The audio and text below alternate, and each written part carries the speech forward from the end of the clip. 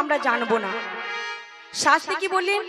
মম জ্ঞান গণেশ, সূর্য মম অর্কং, শিব মম আত্মা, শক্তি মম আদি।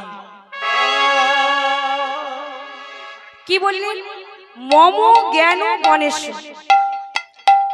আমার ভগবান বললেন যারা গণেশের পূজা করে,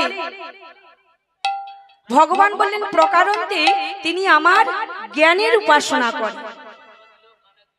তারপরে কি বললেন? সূর্য মম অর্কং, সূর্য মম অর্কং। অর্কং কথার অর্থ কি? হরে কৃষ্ণ। চুপ করে বসো, চুপ করে বসো, যেটা হয়েছে হয়েছে, চুপ করে এবার বসো।